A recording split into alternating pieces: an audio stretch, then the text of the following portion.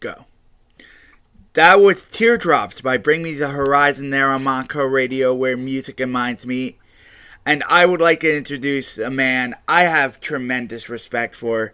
I first discovered his videos through his dissection of every wrong prediction Todd in the Shadows ever had. And I've kept an eye on his year-end list since, and his breakdowns of the each season of the Billboard Hot 100 in the top 20. He has over 8,000 YouTube subscribers, and a meme he just made, making fun of our outgoing president, got over 500,000 views on YouTube. His year-end list spanning from the best and worst, from years spanning from current day to retro, but funny, introspective, and engaging. With all this being said, he's one of my favorite YouTubers in the music realm. He is Sean Faye Wolfe, Diamond X Studios. How you doing, Sean? Thank you. I'm happy to be here. Thanks for having me on. Yes. How did you like that intro? That was I appreciate it. It's very very flattering when you lay it all out like that. I've just I don't know this yeah, it's kind of crazy that I've now been doing my YouTube channel for 3.5 years, and I'm starting to get some recognition for it, and that's honestly very it's honestly really humbling and very I just am so thankful that people have appreciate the content I put out there discussing popular music. It's something I love doing, and seeing that other people are into that too, it's just a great feeling to see the community being built around people who love talking about this stuff. And your videos have really gotten me into pop music, honestly. I used to be a rock-only boy, one of those, like, rock... Yeah, I could... rock simps, who, like, didn't really open himself up really that wide. And this year, in 2020, when we had more time than ever to do stuff, I really took a deep dive into pop. I took a deep dive, not a deep dive into country, but dipped the toes in. I dipped hip-hop. Hip-hop was always a comfort genre for me, so I liked hip-hop already. But my first question to you is actually about that song we just played, Teardrops. And you heard it for the first time just before we recorded it. My general opinions on that song is that would be the perfect, like, mainstream rock crossover hit to get into, like, a top 40. And it got into the top 40 in the UK. Because it has enough pop sensibilities with the synth choices. And it has me throwing back to that early 2000 new metal Meteora, Linkin Park sound. I have a feeling that Bring Me Horizon has, like, this underrated in their terms of utility of electronics and a great way of where lyrics being relatable. What are your thoughts on that song? Well, first of all, let me just preface by saying that I'm not an expert on rock music by any means. I'm basically just... My musical tastes are basically just like a musical katamari. I just kind of roll through the world and just kind of pick up whatever genre I happen to latch on to at any given moment. There's not really any one particular genre that I consider myself to, be really focused on. I will. My motto is that I'll listen to basically anything if I enjoy it, and I feel like in the Spotify era, that's becoming more and more of a common practice when listen to music. But yeah, as for that song in particular, Teardrops by Bring Me the Horizon. I see that potentially having some crossover appeal. I heard that, and the first thing I thought of was like early 2000s new metal, Linkin Park. It's very clearly cribbing from that particular style.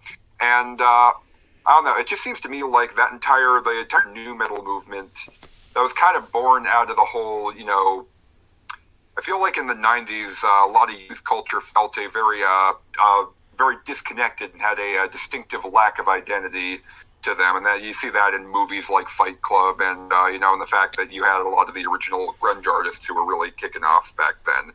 And I feel like nu metal was kind of the final evolution of that, and eventually burned itself out by the time the decade was over, of course, at least in the mainstream. But yeah, I feel like in today's day and age, I feel like we are in a primary time for a genre like that start making a comeback. And you've seen that, we've seen. I mean, really the only person who has been seeing like major success on the pop charts with it has been Machine Gun Kelly, Yeah. who's obviously a rapper who's starting to dip his toes into more of that punk rock new metal sound. But yeah, I think that obviously this.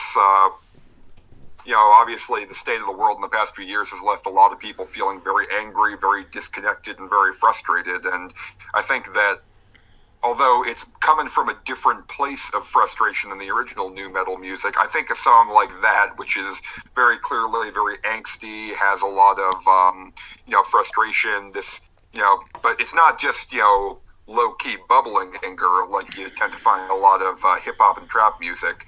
This is like very big and explosive and in your face, and I think that kind of thing is going to have more and more of a market going forward, especially considering if things don't improve from the way they've been over the past half a decade or so, just generally speaking in the world. Yeah. So yeah, I think that there's definitely a lot of potential.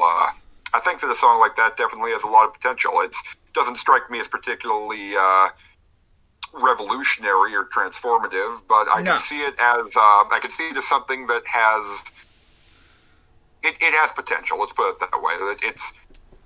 It's kind of similar to MGK in that it's not reinventing the wheel, and it's very basic version of what it's cribbing from. But I think that having something basic like that could be the perfect gateway to getting a lot of people back into this scene. And especially you say something like this has already hit the top 40 in the UK. I imagine that that'll probably have a bigger breakthrough in the UK before it has a bigger breakthrough in the US, since the UK pop scene is typically more it's more to adapt, more and they're a British band, so than the American pop scene. Yeah, and they're a British band, yeah. So yeah, I'm interested to see about that. But yeah, those are my thoughts. And it was funny because today I had a interaction with Jordan Fish, who was the programmer and the keyboardist from Bring Me the Horizon, and he had an interview talking about his programming choices on another song called Parasite Eve, which is a very profound song. It's about they wrote it before the pandemic, but with the pandemic lurking, he sort of wrote it as like this COVID anthem almost. And yeah, it's the kind of thing where he's like started out as a normal song, but then as circumstances changed so rapidly around it, it just kind of evolved into something irrelevant. And that kind of thing. And how he took like a Bulgarian folk, how Ollie Sykes took a Bulgarian folk sample and mashed it up with hip hop, and it was a rock song, and it just mends into like the genre blending that I think would bring rock back into the forefront. Which leads me to my next question: with the pop, country, and hip hop leading the way, in terms of the mainstream rock in the mainstream consciousness, what would rock programmers and listeners need to do to get their once very in the forefront genre back and the seat of the table in the public eye? I believe rock is very archaic in the way they promote bands, with how they use radio, use album sales, stuff like that to promote rather than streaming, TikTok, stuff like that, and how rock fans hear music. I also feel like rock fans need to be more open-minded in the new ways of production. Your thoughts on some of my theories? Yeah, I would agree with that. Again, I'm not claiming to be an expert in anything, but I know that rock is typically structured, around, even just the fact that most of the biggest rock acts are bands, they're groups. And more in the present day, at least with the mainstream, you're not seeing nearly as many groups. The overwhelming majority of musical acts who are getting most of the mainstream attention these days are solo acts. Yeah. And I think a lot of that is just a natural evolution of the fact that it seems like it's been around forever, but in the grand scheme of things, the social media era is really still very young. And the social media era is very much designed to give a benefit to individuals, because individuals are capable of, getting followings on their own thing. There's, people are viewed as part of communities, but they're still viewed very much as individuals within those communities. And so, even if you look at some of the biggest bands of the past few years, in the pop scene at least, Maroon 5, Imagine Dragons, the one you'll find on Billboard, even then, they're groups, but you'll find that they're very, Active. the other members are very overshadowed by the frontman in that situation. At least, this is painting with broad strokes, of course, but at least, that's the perception that a lot of people know. Like, everyone knows who Adam Levine is, but not many people know who the rest of Maroon 5 is. And I know that, again, Maroon 5 is a very low-hanging fruit example of bands in the mainstream, but I think that principle still holds true, and I think that that's just where pop music is right now. And I think that that's one of the reasons that rock has been struggling so much, is that it's just, much like other, avenues, it's like you said, I think that a lot of people still are figuring out how to navigate this new social media landscape. Country artists are able to deal with that because country has a very, devoted, kind of insular audience of listeners who are very much in their own bubble, alongside but still separate from the rest of everyone else. Whereas rock is the kind of thing where it doesn't have... You always have people who appreciate the classics, but it's not like... You don't have as big of a coalition of people who are actively following the rock scene as you do with the country or hip hop scenes. They're there, don't get me wrong, I know they are, but they just don't have as much of a mainstream presence. And so I don't know what the answer is to all this, but I think that you've made a lot of very good observations regarding that. I think that a lot of the ideals behind how rock is promoted is archaic, and I'm not saying that I know how to fix that, but I will say that if rock does want a chance to break back into the mainstream the way it was, throughout the entire second half of the 20th century, then I think that it's going to have to take a serious look at how the media landscape of today has changed and how that needs to adapt, and how it can adapt around that. And stop promoting idiotic bands. I'm just saying. Yeah, that works too. So, I'm just gonna go into your career a little bit. What inspired you to cover pop music in a deeper facet than most people? All right, that's a good question. If anyone's listening who doesn't know, I mentioned in the beginning, but my YouTube channel it's called Diamond X Studios Music, and I currently have what am I at? 18, past 8,000 now. I'm almost at 8.5. But more than 8,000 subscribers. And what I mostly do is I make lists talking about the Billboard charts and ranking my favorite and least favorite songs from various years, while also having some other side series that take a look at the ever-evolving popular music scene.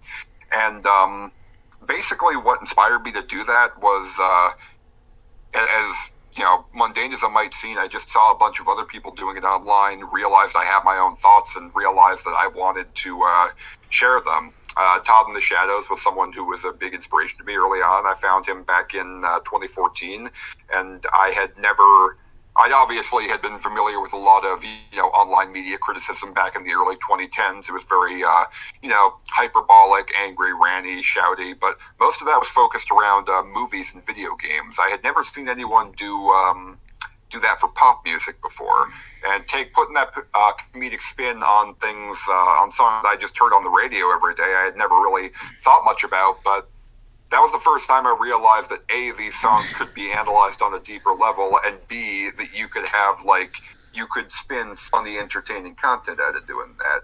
So again, for the longest time, I just watched Todd because that was, I thought he was... It's the kind of thing where at first I sort of saw him as his own separate thing, doing his own thing. It was such a niche that I wasn't sure. But then eventually I found people like The Double Agent and Kumarai Fang, other great YouTubers who were also doing something very similar. And that was when I realized that, no, we don't need to have just one person doing it. Obviously there are the people talking about music criticism, but for Todd, I'm specifically talking about the... pop music focused with the whole, trying to add in a comedic, snarky angle to it. and I saw other people doing that, and I realized that it was something I wanted to do. So I did not have any experience making YouTube videos. I didn't know anything about editing, but I knew the basics of what I had to learn. So I just sort of downloaded Adobe Premiere, taught myself how to do it using YouTube, and then just started scripting videos, and then just sort of started. That's honestly one piece of advice I give everyone, with creative ventures. I was gonna ask that. I was gonna ask. Yeah, no. One thing a lot of people, the biggest piece of advice I can give for anyone wanting to start this or really any creative adventure that you want to do is honestly, you just have to hop into it. That seems really basic, but so many people are like constantly hesitating. They're constantly, trying to think about all the things they can do, and then they end up thinking hard about that and talking themselves out of it. You just have to hop in and go. Before I started making YouTube videos, I wrote a series of novels that took place in the world of Minecraft, actually. It was some Minecraft fan fiction, and they actually ended up selling fairly well.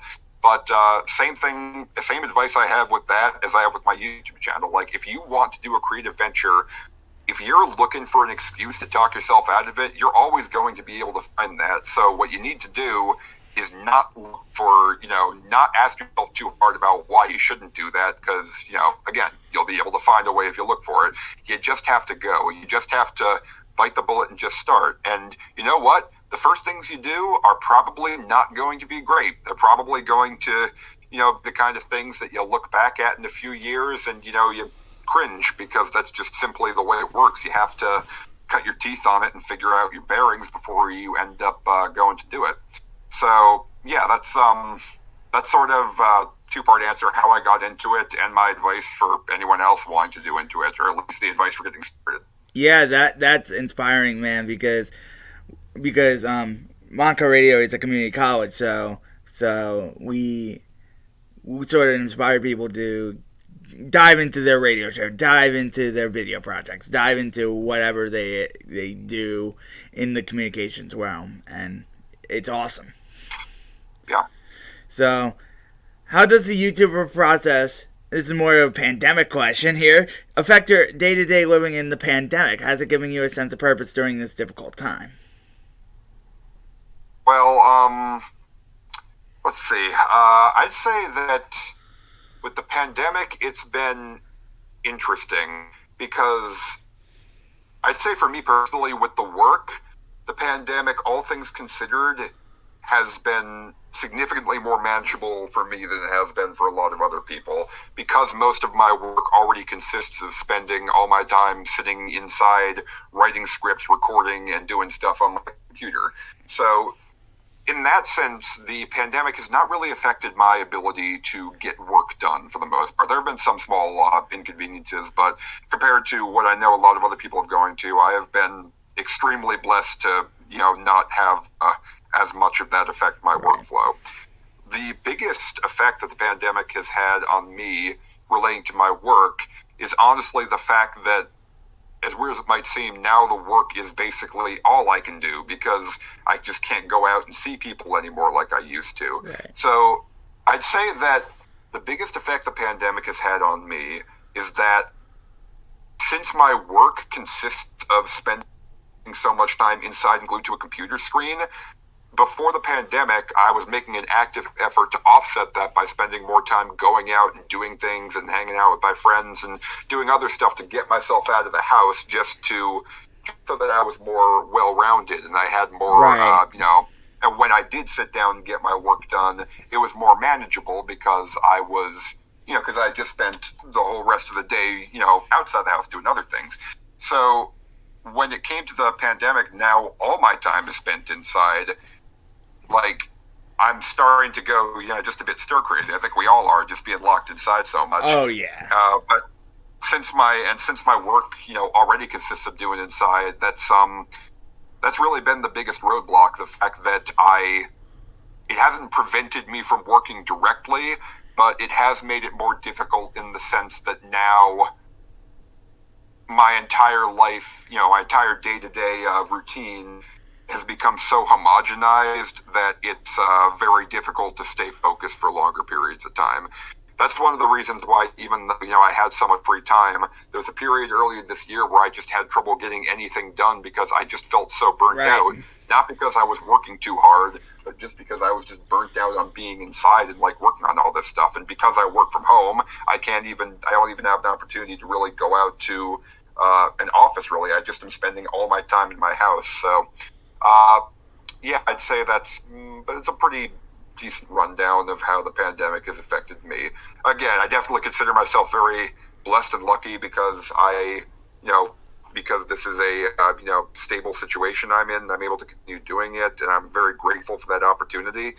But of course, a situation like the one we're living in right now with the pandemic, that's going to offer challenges to absolutely everybody, and I'm not immune from that. Yep. Yeah, it's just crazy how this pandemic has really affected people, and it affected you. It mind screws you in so many ways. Like you think you're making progress, and you are making progress, but then you go in one day and you're like, holy mackerel, I'm stagnant, when you're really not. Right, exactly. It's just no, it's just humans are not supposed to. I don't think humans are meant to live like that. Just with there are some people who voluntarily to spend a bunch of time, by themselves, and there's no problem with that. You can live that way if you want to, but I just think it's the fact that you just no longer have the option to, or your options are you're being much more limited or restrictive now. I think that the pandemic has just taken so many things that we originally took for granted, and has just showed us that those, that we can't do that anymore. We just have to count our blessings. And as soon as this seems a little foolish to say when this is all over, because the effects of this are going to be long-lasting, bouncing around for decades to come. But when things have returned to a relatively to as normal a state as they're able to be, I think a lot of people are going to be taking a lot less things in their life for granted. Yeah, or at least I hope they will. I know I certainly will. I agree, and I appreciate the stuff you've said about mental health in the past, and the stuff you've said about that too, because I'm a mental health advocate in my county, and the stuff you say and you opening up in your videos have really inspired me to advocate for other people, and it really speaks volumes when I see public figures advocate for things. Yeah, thank you. But one thing I try to do is that, like I've said in my videos, I've been to some pretty bad places mentally in my life. Thankfully for pretty much my entire life, I've been in a situation where I am at least financially stable with people around me who love me. So that's been that's obviously been very helpful. But, even with that, I've still been to some very bad, mental places as the result of certain things that I've had to go through in my personal life. Some of which I've went into in my videos, some of which I've still kept private this entire time. But it's been difficult, and I know that if I'm going through that, then clearly, a lot of other people are too. Obviously, one nice thing about the past few years, there aren't a ton of things I can give credit to about the past decade or so in terms of the general path that society has taken. But one thing I will say that I am very happy about is that discussions around mental health have become much more destigmatized. I think that that's absolutely excellent, because I think that is. I think that mental health issues are, almost a pandemic in their own sense, and that I feel like it's something a lot of people deal with, and that it's not easy to fix, and we're still trying to figure out the best way to deal with that. And so I figure that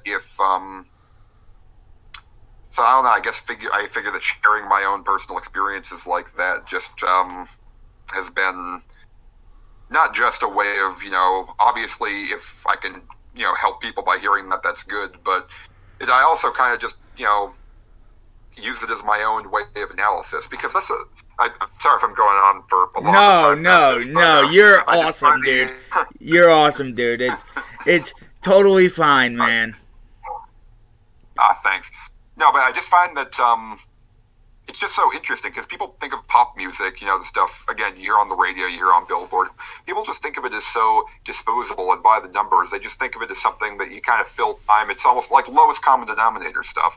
And so when something manages to become one of the biggest songs in the country and it's able to affect me on a level that personally, I think that deserves credit because, obviously, songs don't have to do that to break into the mass consciousness. You can have stuff that gets in by, just, being catchy or lightweight, fun, or, disposable.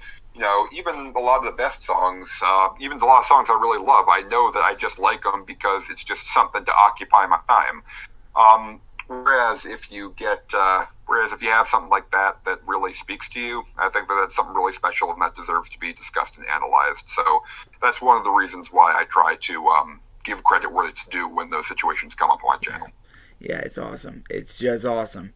Now we get to part 2 of this interview. Word Sentence Association. And Sean is laughing because he saw the list. We're probably not going to get to all of these but we're going to get to as many of these as Sean's time allows. And this is the in part of the interview where I say it's artist or song. I've gone through a lot of your videos, Sean, and I pulled out random stuff. Okay. I've gone through some charts and stuff like that, pulled out some random stuff, some of my own suggestions. So we're just going to go through these rapid fire. So this is going to be fun. Sounds good. You want me to try and limit it to one sentence to each of them, right? One sentence or even a word. It doesn't have to be maximum one sentence. So okay, word association. Okay, I can do that. I randomized these too. I did a list randomizer, so it wouldn't be. I only glanced over the list. So I only have a vague idea of what might be coming here. Van Halen. Sorry? Van Halen. Jump. Good synthesizers. Rest in peace, Eddie. Paralyzer by Finger 11. Quagmire turning into a toilet. Drive by Incubus. Really good. It's just a good, solid 2000, early 2000s rock tune. Or, rock, it is. Even Flow by Pearl Jam. Which song by Pearl Jam? Even Flow. I don't actually know that one, but I know that I've loved pretty much everything I've heard from Pearl Jam. So, it's probably very good. That's good. That's one of the first singles from 10. Five Finger Death Punch. Sounds painful. Thank you. The Pretty Reckless. I've heard a lot of people talk very fondly about them. I've heard a lot of buzz. I've not looked into them yet, but again, rock is a bit of, I won't say it's a blind spot for me, but I don't know as much about it as I should. So, one word, one sentence. Need to look into them. You can go 2 sentences if you need. Billie Eilish. Yeah, it's just basic. Sorry? Billie Eilish. One of the most important artists that we have right now. She's going to change the world of pop music. She is changing the world of pop music. Somebody that I used to know by Gautier and Kempera.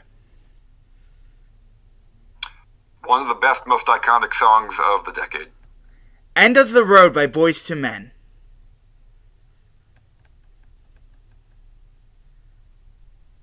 A song that existed.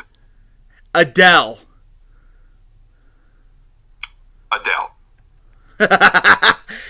Semi-Charmed Life by Third Eye Blind. I can't judge that one objectively. Too much childhood involved there. It's just, I'm going to say I love it, and you can't stop me. Viva La Vida. I love that song, by the way. I love Semi-Charmed Life. Viva La Vida, one of the most perfect pop songs ever made. Numb by Linkin Park.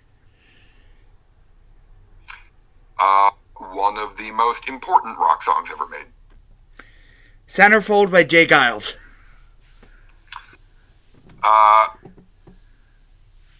It's weird to call a song that everybody remembers underrated, but it is. Like, it's one of the all-time best hits that I think doesn't get enough credit as being an all-time great song. For the Longest Time by Billy Joel. I love Billy Joel. That is my statement. That is your statement. I knew I had to limit it to one Billy Joel because if I wrote like 10 songs, you would just say you love all of them, and I love Billy Joel too. So yeah, I don't even know what to say. I just think of that song and I'm just like, well, like, what do I have to say about it? It's just like it's weird for the time it came out, but it's just good. Like, you don't get many a cappella tunes at the best of times. It's just like, I know that's. Is that technically a cappella? Are there instruments in that? I forget. No, they're not. No, they're not. It's whoa. It's doo-wop. I know, but no, it's no. It's doo-wop. I'm just like, there's no like bass in there. So no, there's no bass. But the Chainsmokers. The hittiest and missiest of hit or miss artists. Royals by Lord. It changed the face of music forever, and we're still living in its shadow. November Rain by Guns N' Roses. The magnum opus of that band and one of the best songs in the 90s. Backstreet Boys. To something totally different. They're back.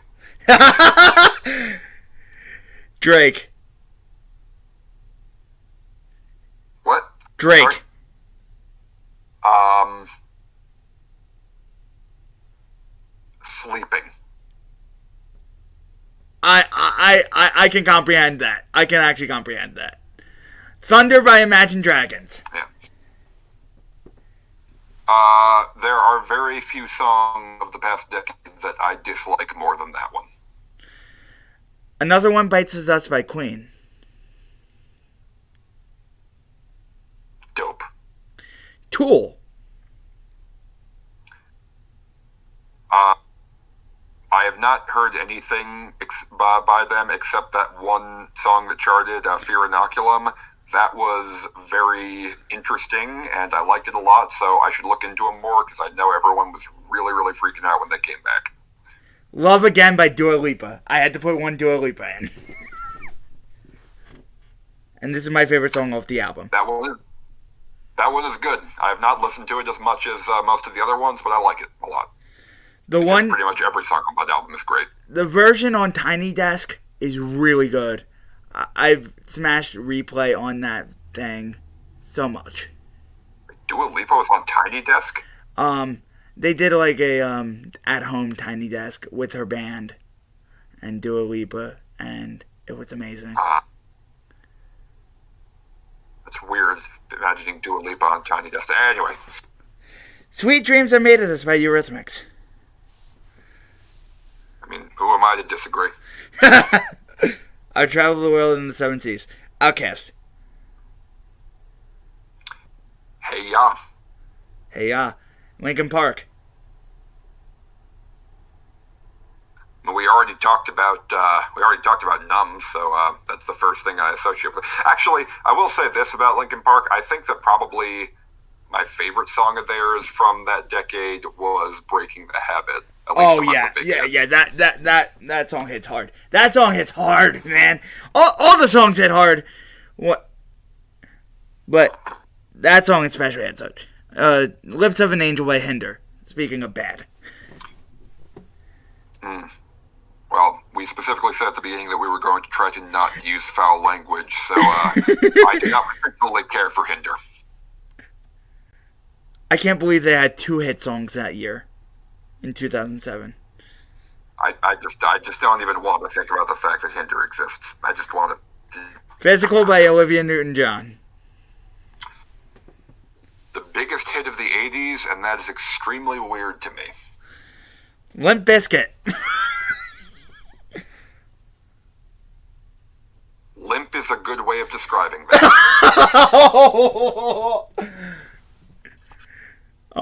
Tennessee by Arrested Development.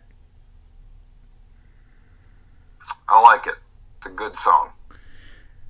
Rockstar by Nickelback. We might get through all of these. Holy shit. Rockstar by Nickelback. Probably the third or fourth best song called Rockstar from the past decade. I took a pill in the past Ibiza. 2 decades. I guess that was 13 years ago now. I took a pill in 14 the... years ago now. We're 2021. Go on.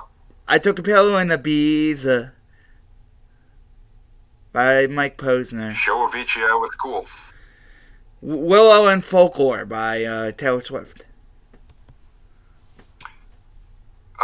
Pretty good. I like it. Adore You by Harry Styles. Pretty good. I like it.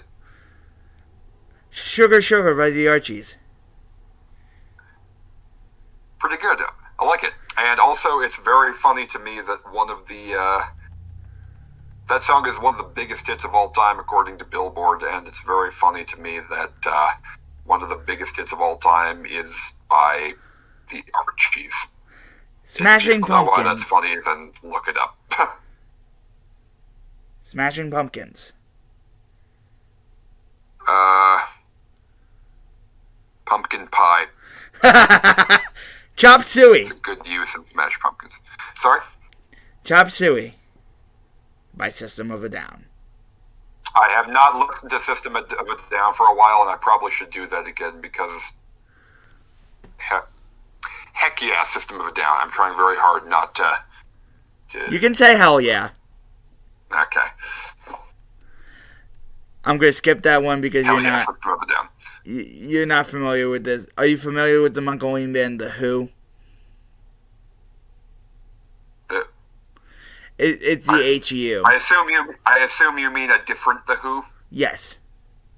No, I'm not familiar with the Mongolian band The Who. No. So, Eye of the Tiger by Survivor. Cool. Black Hole Sun by Soundgarden. Hell yeah. Chris Cornell, one of the greatest voices of all time. That's my input. Beauty and the Beast cover. I did not want to write out all the participants in that. You mean the one from you mean the Number one the worst one song from, of 1992.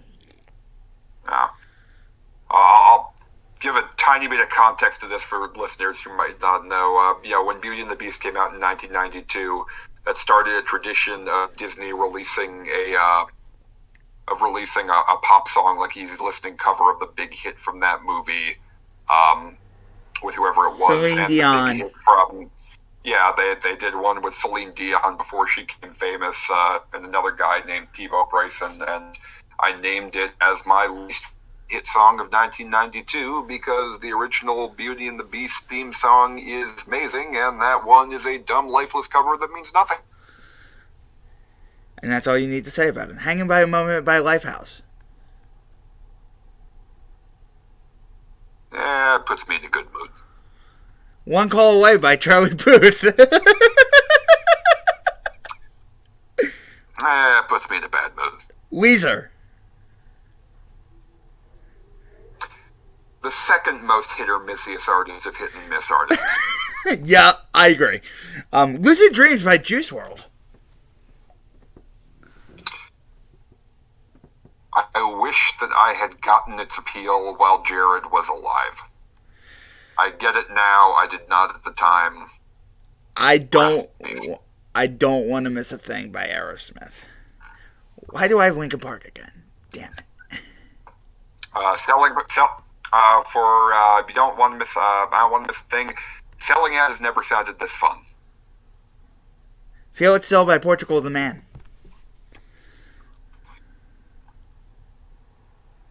Okay, guys, stand corrected. Selling Out has officially sounded more fun. Look What You Made Me Do by Taylor Swift. Selling Out has never sounded less fun. Redbone by Childish Gambino. That was just neat. And boy, Selling Out did sound like fun. Blinding Lights a Weekend.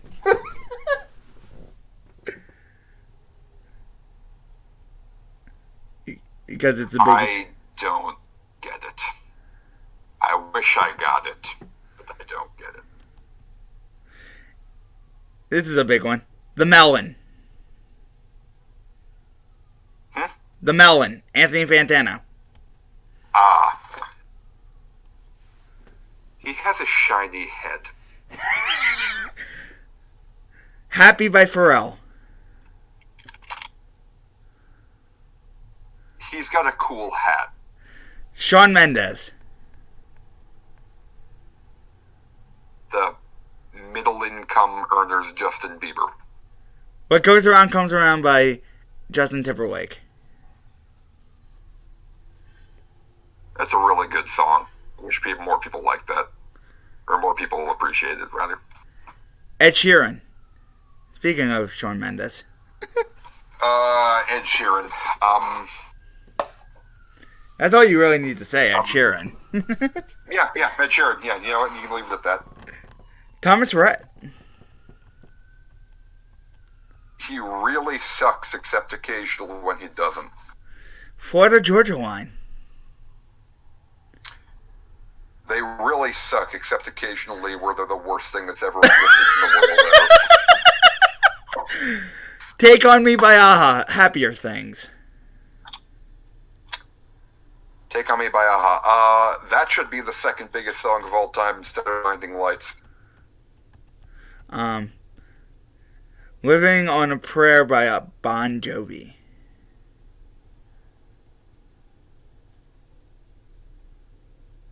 I like Bon Jovi. I know a lot of people don't, but I still do. And that I'm song from is Philly. really I love well. Bon Jovi. So, Chris Stapleton.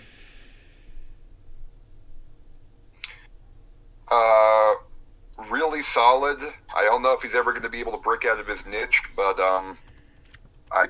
he's just a good dude. Makes good music. Sailing by Christopher Cross. I'm sorry? Sailing by Christopher Cross. And then we have a 4-song stretch that's painful. I don't actually know that one. Ooh, that's from like 1981. That won Record of the Year in 1981. But this 4-song stretch is pretty painful. Yummy by Justin Bieber. It is not, in fact, yummy. Marvin Gaye by Charlie Puth.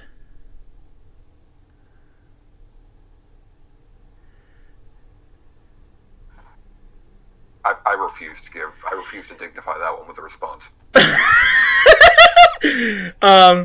Jump Around by House of Pain.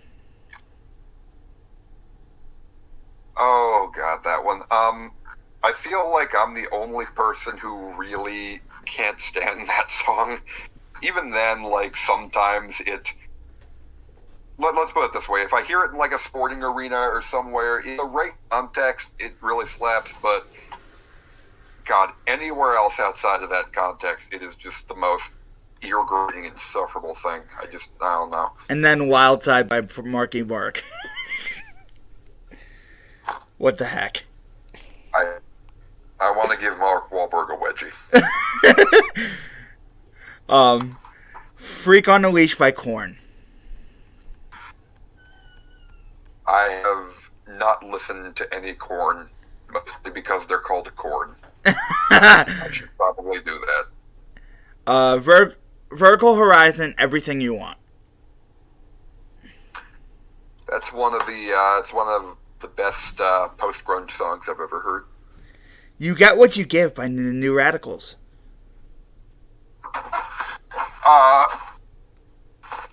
I know that song, but at the top of my head, I'm having trouble remembering how it goes. I just know that you got the loves music it, in you. Right. Don't let go. You got the music in you. Don't give up. It was they literally reunited yesterday for Biden's inauguration. I did see that. I did not watch the. I have not actually watched the full inauguration yet. I just watched the I just watched the highlights of the what's it called? The Celebrating America. no, just the no, literally just the. I just saw the actual swearing in. Oh, just because last swearing night I in. was too busy trying to get everything ready for the premiere. Oh yeah. Tim McGraw.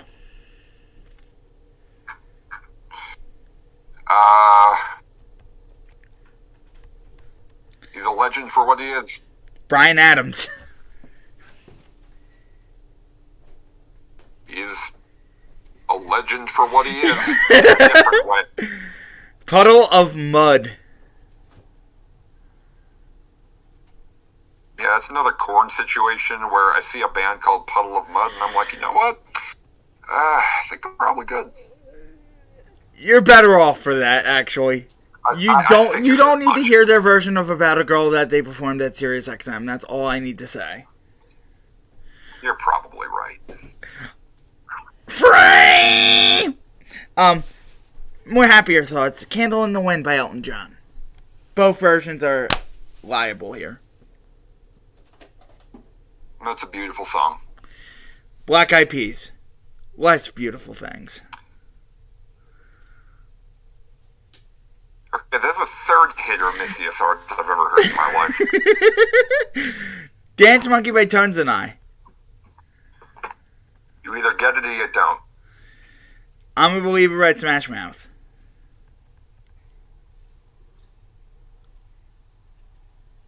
What are you doing in my swamp? I know.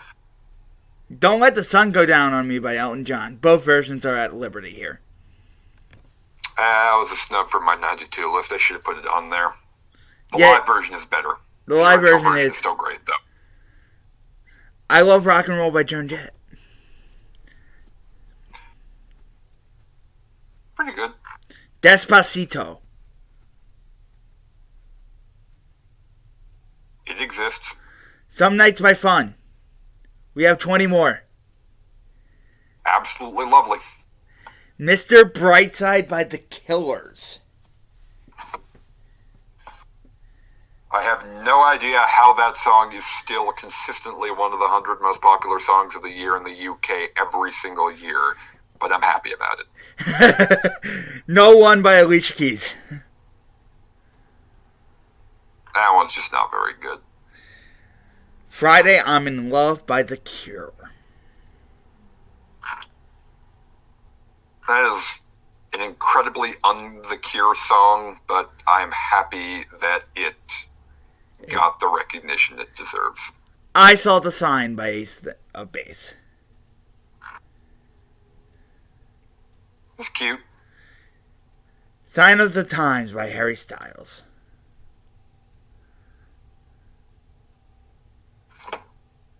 In retrospect, that was kind of the omen of where things were going to go with him.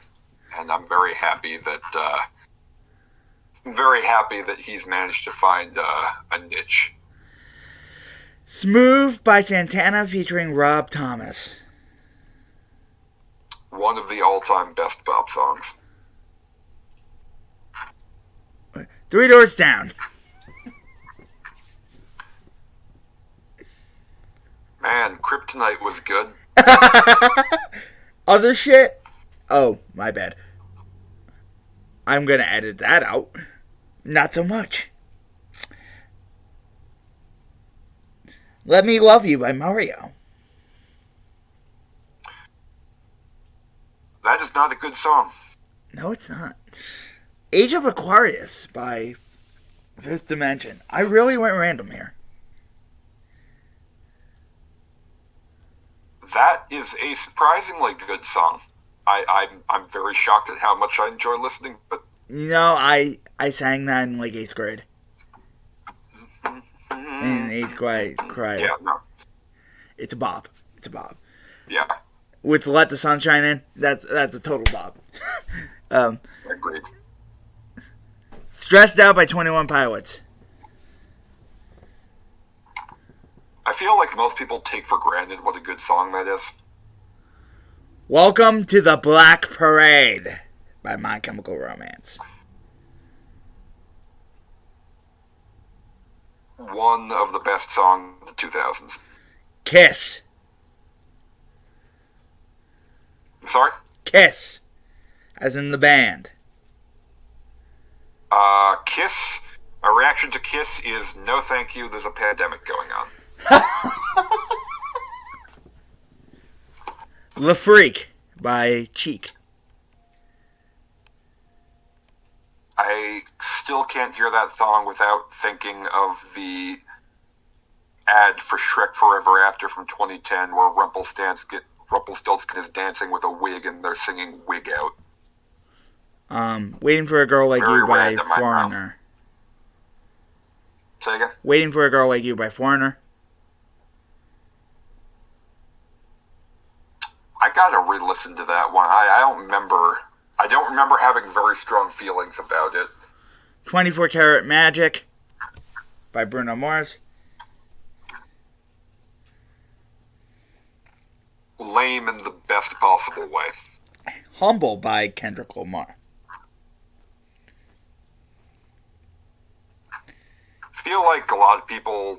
I feel like when you say that's a great song, a lot of people say that's just because, it's just because Kendrick is doing it. I disagree with that. I think that it's genuinely excellent and sounds right. Red Hot Chili Peppers. Come to realize recently that there are a lot of people who don't like them. I don't understand that personally. I love them. Havana by Camila Cabello. Not bad. Maroon 5. Bad. Kendrick Lamar as our last one. One of the best rappers and ultimately best musicians that is currently living. Plug your stuff. Okay. My name again is Sean Faye Wolfe, and my YouTube channel is Diamond Dax Studios Music. On there, I talk about music from the past and present, specifically stuff that has hit the Billboard charts, and I try to basically analyze that, analyze what works, what doesn't, and try to see, analyze trends in popular music and see what those trends say about us as a society and how that's evolved over time. If you want to check it out, my stuff, I would really appreciate that, and I hope to see you guys over there. Yes, and you can subscribe to his Patreon if you like what he brings to the table, and you can join their Discord server if you become a Patreon. Indeed. So, I'm in that Discord server, so it's a lot of fun. It's a fun place. Fun place where a lot of YouTubers go. So, it is a fun place. So, thank you, Sean, for joining us today, and you were listening to Hard and Heavy on Mako Radio, where music and minds meet.